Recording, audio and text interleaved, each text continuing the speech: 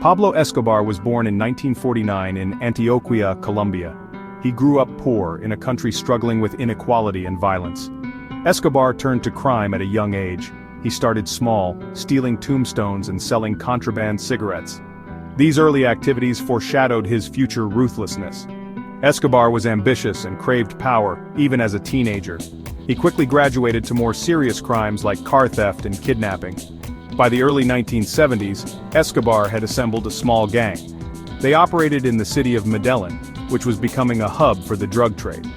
This was Escobar's entry into the narcotics world, a world he would come to dominate. Escobar's gang expanded their operations, recognizing the huge profits in cocaine trafficking. They smuggled coca paste from Bolivia and Peru, refining it into cocaine in makeshift labs hidden within Colombia's jungles. To transport their product, they used whatever means necessary: small planes, boats, even human mules. As their wealth grew, so did their power.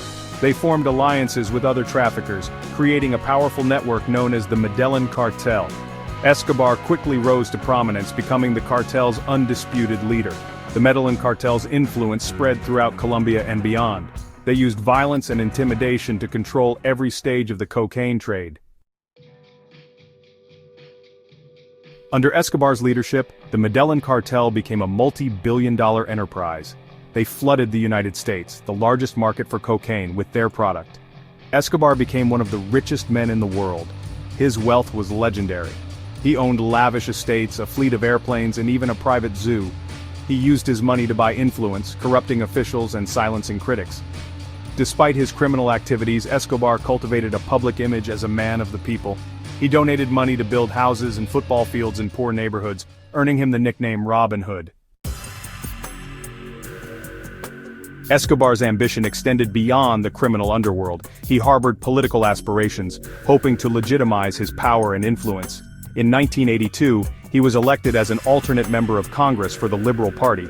However, his political career was short-lived. His criminal activities were exposed, and he was forced to resign. Feeling betrayed by the political system, Escobar declared war on the Colombian government. The cartel unleashed a wave of violence and terror. They assassinated politicians, judges, and journalists who dared to oppose them. Car bombs became a terrifyingly common occurrence in Colombian cities. Section 5. The War Against Extradition. A key element of Escobar's war against the government was his opposition to extradition.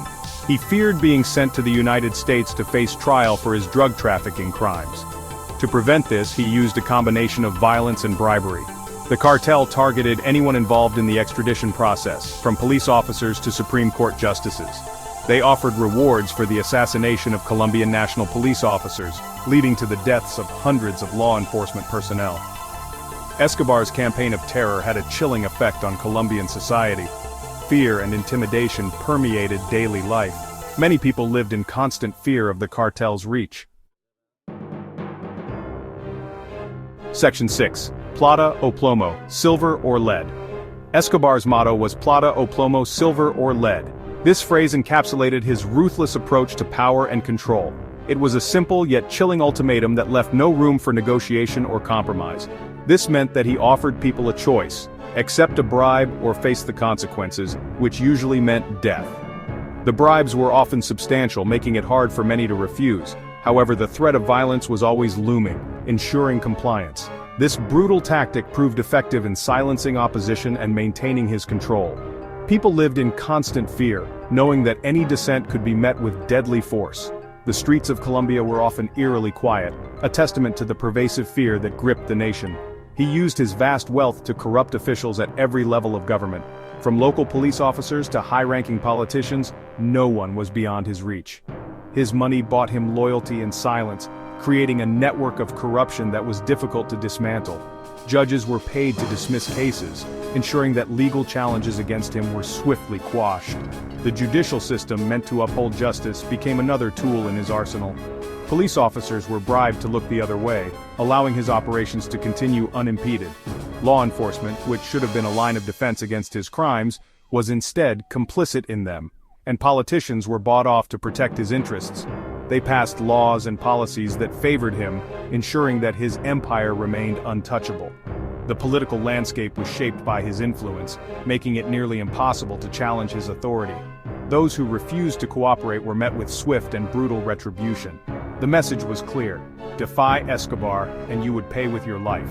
This created an atmosphere of terror that stifled any potential resistance.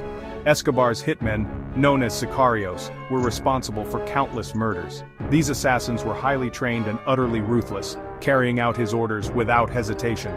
They were the enforcers of his will, ensuring that his reign of terror was maintained. They terrorized the country, leaving a trail of blood in their wake. The violence was pervasive, affecting every corner of society. Families mourned their lost loved ones, and the nation was left scarred by the relentless brutality. Section 7. Life in La Cathedral and the Escape. In 1991, facing intense pressure from the Colombian government and the United States, Escobar negotiated a deal. The authorities were desperate to curb the violence and chaos that his cartel had unleashed on the country. The negotiations were intense, involving high-level officials from both Colombia and the United States. They were determined to bring Escobar to justice, but he had his own terms. He agreed to surrender and serve a 5-year sentence in a prison of his own design. This was a highly unusual arrangement, but it was seen as a necessary compromise to get Escobar off the streets. The prison, known as La Catedral, was built to his exact specifications, ensuring that he would remain in control even while incarcerated. The prison, known as La Cathedral, was more like a luxurious fortress than a correctional facility.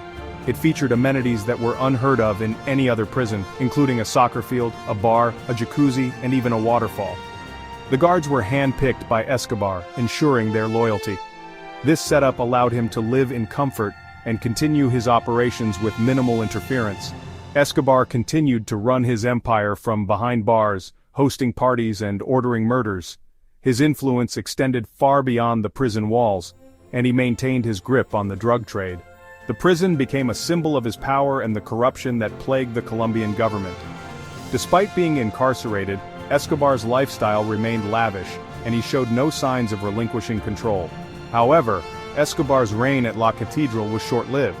The Colombian government, under increasing pressure from the public and international community, realized that the arrangement was untenable. The luxurious conditions and continued criminal activities were a source of embarrassment and outrage. The authorities knew they had to act to restore their credibility and bring Escobar to true justice. In 1992, when the Colombian government attempted to transfer him to a more secure prison, he escaped. The transfer operation was chaotic and poorly executed, allowing Escobar to slip through their fingers. His escape was a major blow to the government and highlighted the challenges they faced in dealing with such a powerful and resourceful adversary. His escape further humiliated the authorities and reinforced his image as an almost mythical figure. The media coverage of his escape was extensive, and it captivated the public's imagination. Escobar's ability to evade capture and continue his criminal activities made him a legend in the eyes of many, but it also underscored the ongoing struggle between the government and the drug cartels. Section 8. The Hunt for Escobar and His Demise. Following his escape from La Catedral, the luxurious prison he had built for himself, Pablo Escobar became the target of one of the largest manhunts in history. The Colombian government, under immense pressure both domestically and internationally, was determined to bring him to justice. The streets of Colombia were filled with tension and fear as Escobar continued to evade capture, using his vast network of informants and loyalists to stay one step ahead of the authorities. The Colombian government, aided by the United States, assembled a special task force dedicated to capturing or killing him. This collaboration was crucial, as Escobar's influence and resources extended far beyond Colombia's borders. The United States, having suffered from the influx of cocaine, provided advanced technology, intelligence, and training to the Colombian forces. The task force, known as the Search Bloc, used sophisticated surveillance technology and intelligence gathering to track Escobar's movements. They employed wiretaps, informants, and aerial surveillance to monitor his communications and pinpoint his location. The Search Bloc's operations were relentless, often involving dangerous raids and high-stakes missions. They were relentless in their pursuit, working day and night to close in on the fugitive kingpin. The Search Bloc faced numerous challenges, including ambushes and booby traps set by Escobar's men. Despite these dangers, their resolve never wavered. The task force's dedication was fueled by the desire to restore peace and order to Colombia, a country that had been ravaged by Escobar's violent reign. On December 2, 1993, Escobar's reign of terror finally came to an end. After months of intense pursuit, the search block managed to locate him in a middle-class neighborhood in Medellin. The final confrontation was swift and brutal, culminating in a deadly shootout. He was tracked to a middle-class neighborhood in Medellin and killed in a shootout with the search block. The news of his death spread quickly, bringing a sense of relief to many Colombians who had lived in fear of his violent tactics and ruthless control. His death marked the end of an era in Colombia's history. The fall of Pablo Escobar signaled a significant victory in the fight against drug cartels, but it also left a complex legacy. While his demise brought hope for a more peaceful future, it also underscored the ongoing challenges in the battle against drug trafficking and organized crime.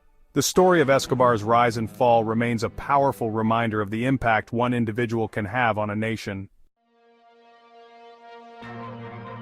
Section 9: The Legacy of a Criminal Empire.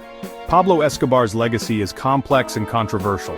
He was a ruthless criminal responsible for countless deaths and untold suffering. His drug empire fueled addiction and violence on a global scale. However, he was also seen by some as a folk hero, a symbol of resistance against a corrupt government and a champion of the poor. He left an indelible mark on Colombian society, shaping its history and its present.